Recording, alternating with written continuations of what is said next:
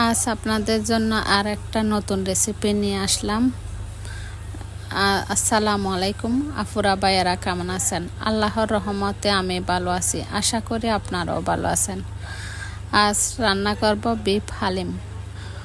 হালিমের জন্য প্রথমত হালকা কুসুম গরম পানি নিতে হবে 1 গ্লাস মতো। তারপর ডালগুলা হালকা নেড়ে নেড়ে কুসুম গরম পানিতে ভিজা দিতে হবে। না নাড়লে দলা পেকে যেতে পারে, ওই জন্য নেড়ে দিলে একটু ভালো হয়। তারপর মাংসগুলো ধুয়ে পানি ঝরানোর পর ডেকচিতে নিয়ে আধা কাপ পেঁয়াজ কুচি, 2 টেবিল চা চামচ আদা বাটা, 1 টেবিল চা চামচ রসুন বাটা,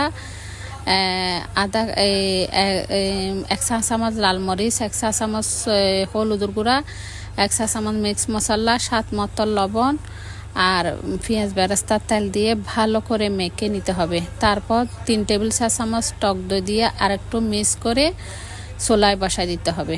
এ ফাঁকে কাঁচা মরিচ দিতে হবে 4-5টা আর কিছু কাঁচা পেঁয়াজ দিয়ে ছোট করে রান্না করতে করতে যখন বলক আসবে, যখন পানি বের হয়ে যাবে, উল্টা ফুলটা একটু নাড়াচাড়া দিয়ে তারপর ওই হালিমে থাকা মিক্স মশলাগুলা ঢেলে দিবেন।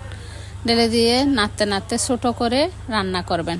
তারপর ডালগুলা চুলায় বসায় দিয়ে হালকা নাড়তে যখন ঘনয় পরিণত হবে ডালগুলা, তখন হ্যান্ড ব্লেন্ডার দিয়ে একটু ঘুটানি দিবেন। ওটা যখন একটু মিক্স হয়ে যাবে, তখন ডালের সাথে মাংসগুলা আস্তে আস্তে নেড়ে মিক্স করবেন, যেন নিচে লেগে না যায়।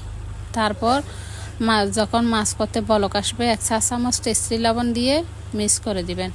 ছোট করে নাড়তে যখন বলক আসবে, তখন নামানোর আগে ধনিয়া পাতা কুচি দিয়ে নামাই পরিবেশন করবেন।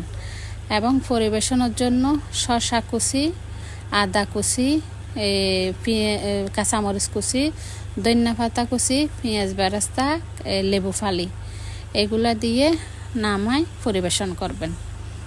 আমার ভিডিও যদি আপনাদের ভালো লাগে লাইক দিয়ে পাশে থাকবেন এবং পুরো ভিডিওটা দেখার চেষ্টা করবেন। আসসালামু আলাইকুম।